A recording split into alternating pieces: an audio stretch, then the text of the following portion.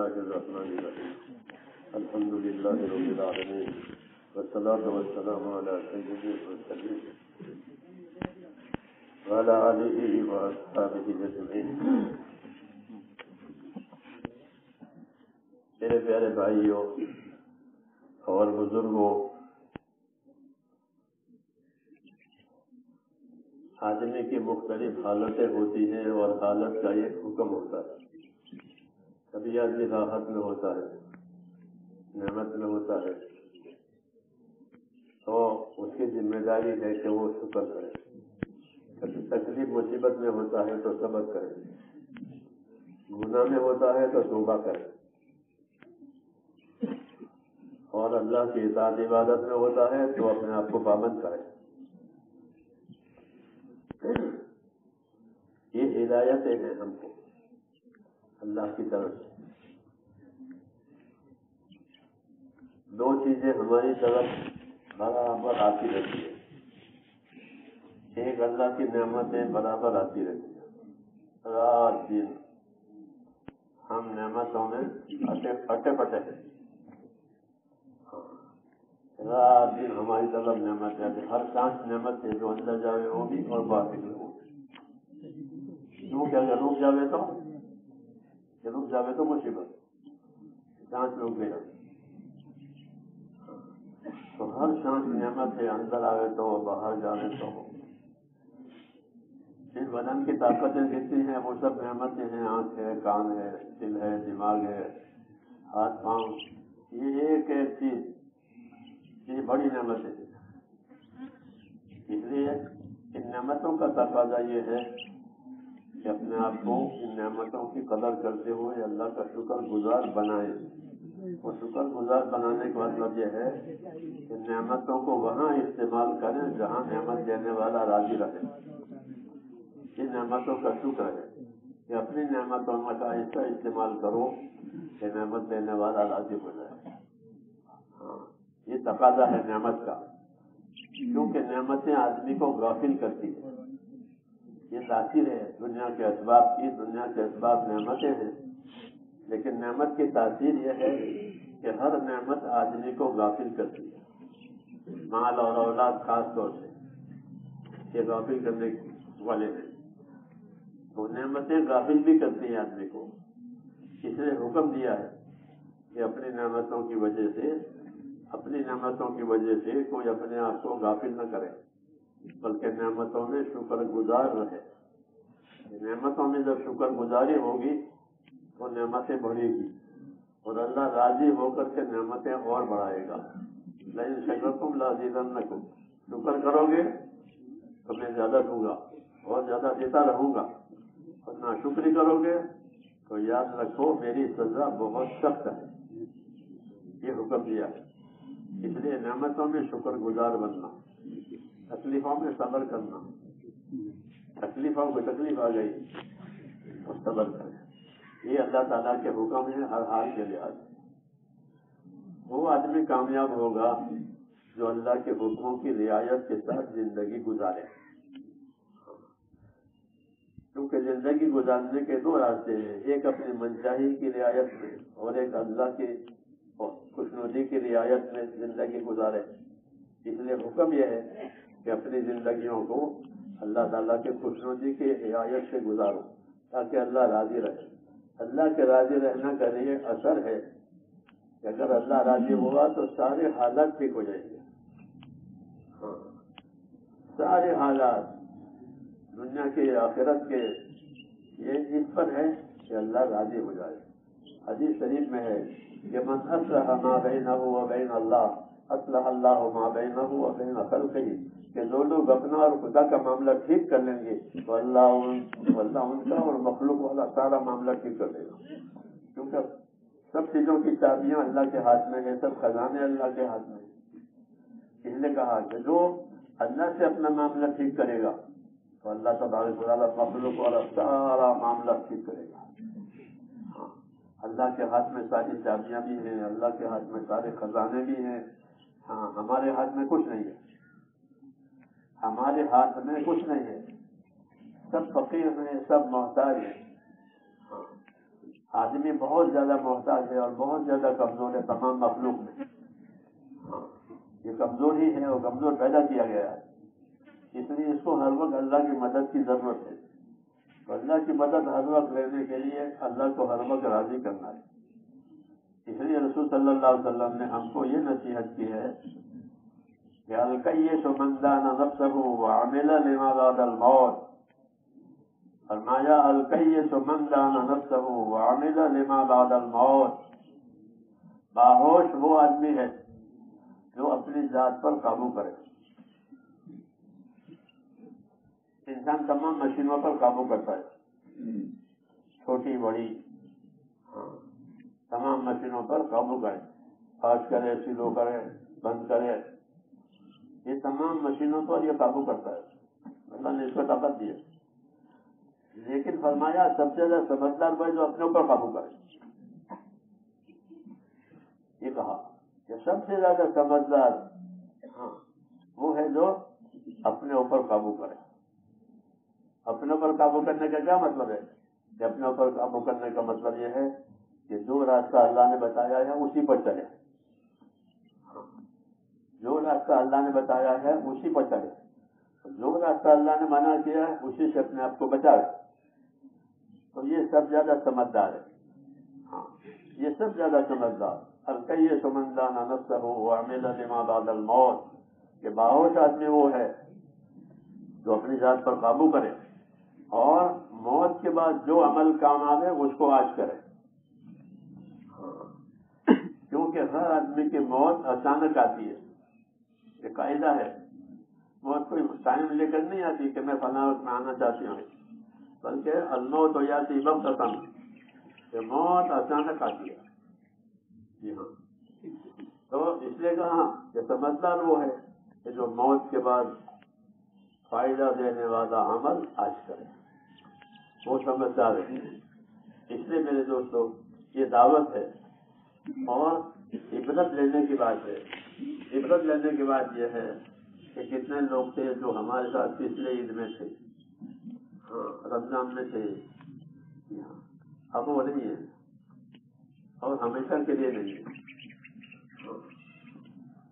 کہا کہ اللہ نے تمہیں موقع دیا ہے کہ تم کو پھر دوبارہ اللہ نے خوشحالی بھی دی، پھر خوشی کا موقع بھی دیا. تو کیا کرو کہ اللہ سے شکر کرو. وَلِتُكَبِّرُوا اللَّهَ عَلَىٰ مَا هَدَاكُمْ وَلَعَلَّكُمْ تَشْكُرُونَ. تکبیریں پڑھو، اللہ تعالیٰ کی بڑائی بیان کرو. اللہ اکبر، اللہ اکبر، لا الہ الا اللہ، اللہ اکبر، اللہ اکبر وَلِلَّهِ الْحَمْدُ. اور شکر کرو. شکر کرو، ناشکری نہ کرو.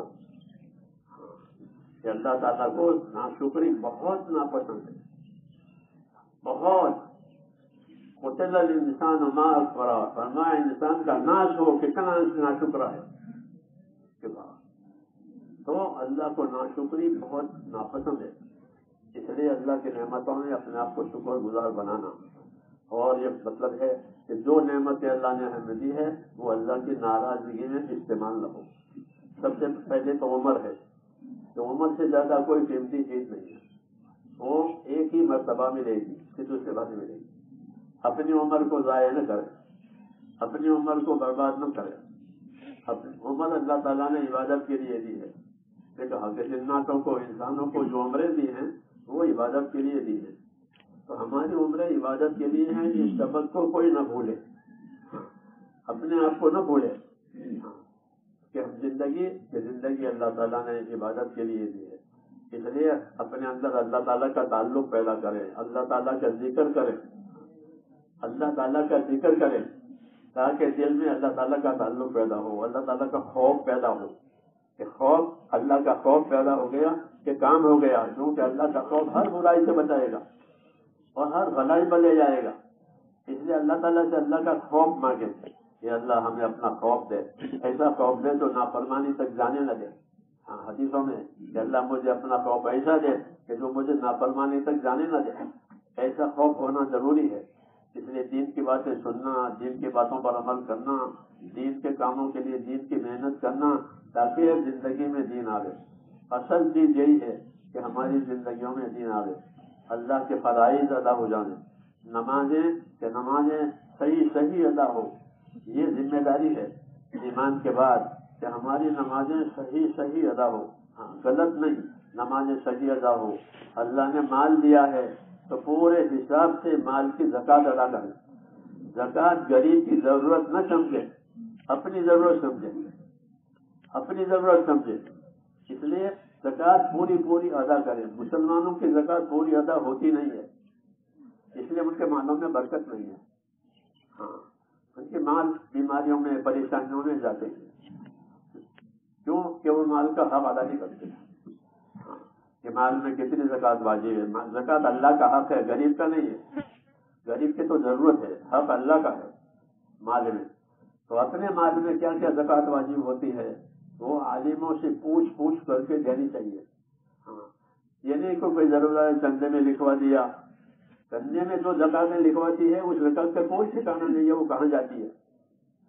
ہمارے بزرگ صاحب کہتے ہیں کہ جو چندے والوں کو زکوٰۃیں دیتے ہیں ان کی زکوٰۃ کا کوئی ٹھکانا نہیں ہے، وہ کہاں لگا دیتے ہیں. اس طرح نماز کے لیے پاک جگہ ضروری ہے، اس طرح زکوٰۃ کے لیے زکوٰۃ کا حقدار ضروری ہے تاکہ حقدار کو حق پہنچے. مولانا یوسف صاحب بناتے تھے نماز کے لیے پاک جگہ اور زکوٰۃ کے لیے زکوٰۃ کا حقدار، تاکہ وہاں زکوٰۃ ادا ہو. جہاں نماز ادا ہوگی ناپاک جگہ پر زکوٰۃ ادا نماز ادا ہوگی، ایسے پاک جگہ پر نماز ادا ہوگی. حقدار کو زکوٰۃ دی تو زکوٰۃ ادا ہوگی. یہ میں اس لیے کہتا ہوں کہ سب سے بڑی ذمہ داری اللہ کے فرائض کے ادا کرنے کی ہے. دو چیزیں ضروری ہے، اللہ کے فرائض کو ادا کرنا، اللہ کے حرام سے بچنا. یہ دو چیزیں ضروری ہے کہ جو چیزیں اللہ نے حرام کی ہے اس سے اپنے آپ کو بچانا، اور جو چیزیں اللہ نے فرض کی ہیں اس میں اپنے آپ کو لگانا. جو فرائض ہے وہ اللہ کا حق ہے اور جو حرام ہے وہ اللہ کی بارڈر ہے. کسی بارڈر میں گھسنا بڑا گناہ. حکومت کی کسی بارڈر میں آدمی قدم رکھے چاہے بھول سے رکھے بڑا گناہ. کیوں کہ بارڈر میں آ گیا. تو جتنی حرام چیزیں اللہ نے کی ہیں وہ اللہ کی بارڈر ہے، اس میں کوئی نہ جائے. اتق المحارم تکن عبد الناس، کہ اللہ کے حرام سے تو بچ جا، پھر تو خدا کا سب سے بڑا عبادت گزار ہے. سب سے بڑا عبادت گزار وہ ہے جو حرام سے بچے. اور حرام سے بچنے کے لیے ایمان کی قوت پیدا کرنی پڑتی ہے. جب تک ایمان میں قوت پیدا نہیں ہوگی حرام سے بچنا آسان نہیں ہے. حرام میٹھا ہوتا ہے اور زیادہ بھی ہوتا ہے. حرام زیادہ بھی ہوتا ہے مقدار میں اور میٹھا بھی ہوتا ہے. حلال تھوڑا بھی ہوتا ہے اور حلال مشکل سے ملتا بھی ہے. اس لیے ایمانی قوت پیدا کرنی ضروری ہے. دعوت اور تبلیغ کا سب سے بڑا نفع یہ ہے کہ اس میں چلنے کی وجہ سے ایمانی قوت پیدا ہوتی ہے. صحیح چلنے سے یہ اللہ نے آج یہ کام دیا ہے کہ ایمانی قوت پیدا کرنے کے لیے لوگ دواؤں سے قوت پیدا کرتے ہیں بدن کے لیے.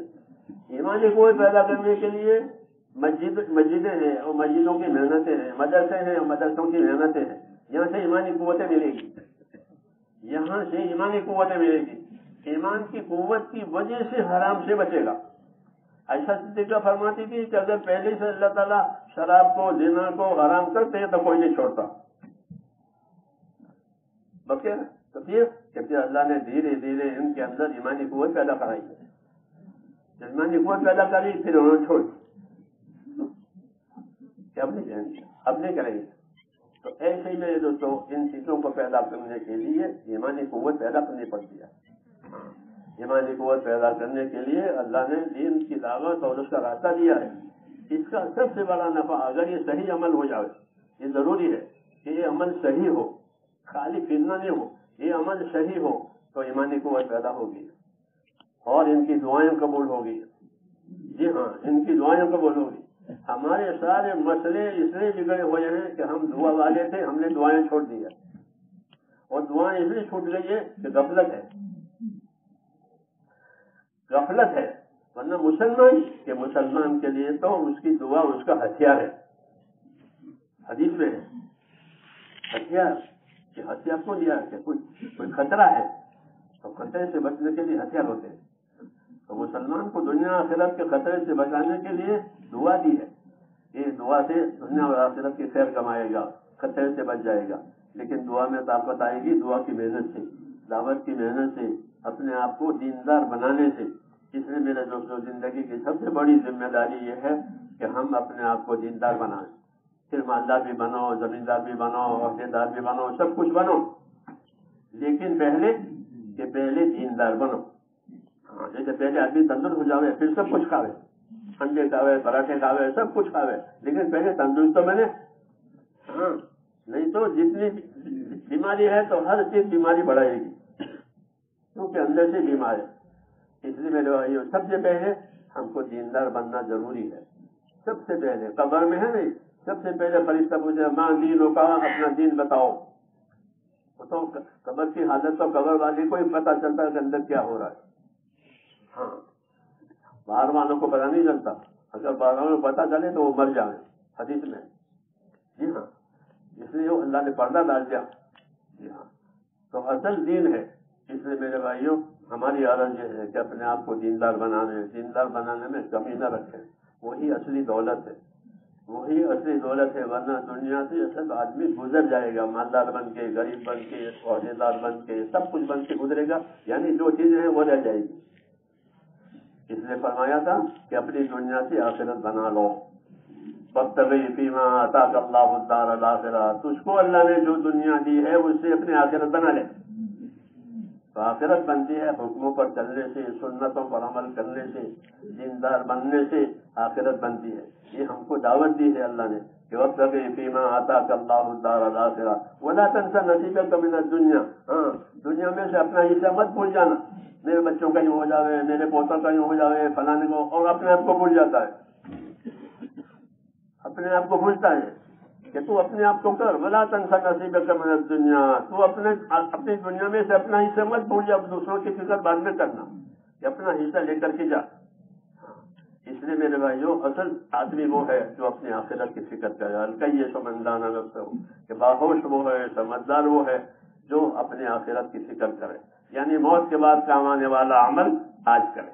اللہ مجھے بھی توفیق دے, اللہ کا شکر بھی کرے اور اللہ کے سامنے توبہ بھی کرے. سبحانک اللہم و بحمدک, اشہد ان لا الہ الا انت, استغفرک و اتوب الیک.